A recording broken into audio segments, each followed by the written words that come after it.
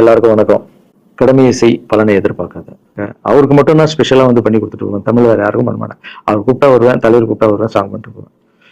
அவரு வரணும் போது எஸ், ஏன்னா அவர் ஒரு முடிவு எடுக்க மாட்டாரு. எடுத்தாருன்னா அவர் நல்ல உழைப்பாரு, நல்ல உழைப்பாளி. அனௌன்ஸ் பண்றாங்க, எலெக்ஷன் நண்பர் நிக்கிறாரு.